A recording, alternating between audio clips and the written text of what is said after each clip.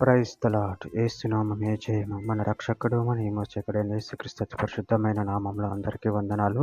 చిన్న ప్రార్థన ద్వారా ఉదయకాల వాక్య భాగం ధ్యానించుకుందాము. పరిశుద్ధుడా మహాగణుడు అని దేవ యేసయ్య సర్వాధికారినైనా మీకే వేలాది వందనములు కృతజ్ఞత స్తుతి స్తోత్రం చెల్లించుకుంటున్నాం దేవ ఉదయకాలం ప్రభావ వాక్య భాగం ధ్యానిస్తుండగా వాక్య భాగం మాకు అర్థమవుట్లు సహాయం చేసి మీ కృపలో బలపరిచి మీకు మాదిరిగా మమ్మల్ని నడిపించి మీ చిత్తాన్ని మా జీవితంలో జరిగించమని చిన్న ప్రార్థన యేసు నామములో అడిగి వేడుకుంటున్నాను తండ్రి. ఆమేన్ ఆమేన్. తెస్సలోనికీయులకు రాసిన మొదటి పత్రిక 4వ అధ్యాయము 3వ వచనము.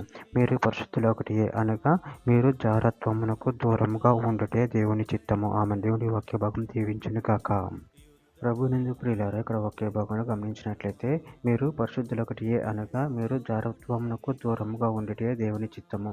అదేవిధంగా ఒకే భాగంలో గమనించినట్లయితే కీర్తనల గ్రంథం 48వ వచనంలో నా దేవ నీ చిత్తం నెరవేర్చుట నాకు సంతోషము, నీ ధర్మశాస్త్రము నా ఆంతర్యంలోనున్నది.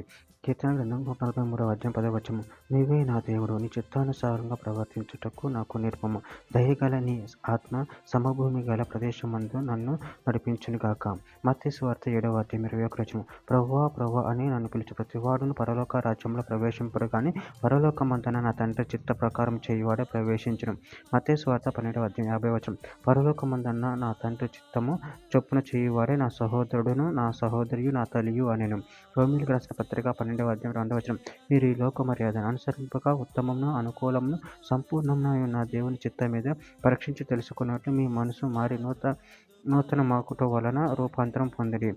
యోహాను రాసిన మొదటి పత్రిక 2వ అధ్యాయం 17వ వచనం లోకమును దాని ఆశ గద్దించిపోవచ్చును కానీ దేవుని చిత్తము జరిగించేవాడు నిరంతరము నిలుచును. కొలస్సీయులకు రాసిన పత్రిక 3వ అధ్యాయం 5వ వచనంలో కావున భూమి మీదనున్న మీ అవయవమును అనగా జారత్వమును అపవిత్రతను కామతురతను దురాశను విగ్రహారాధనను ధనాపేక్షను చంపివేయుడి. రోమీయులకు రాసిన పత్రిక 3వ అధ్యాయం 13వ వచనంలో అల్లరితో కూడిన ఆటపాటలైనను మత్తైనను లేకయు కామ విలాసములనైనను పోకిరి చేష్టలైనను లేకయు కలహమునైనను మత్సరమైనను లేకయు ఒకటి యందు నడుచుకున్నట్టు మర్యాదగా నడుచుకుందుము.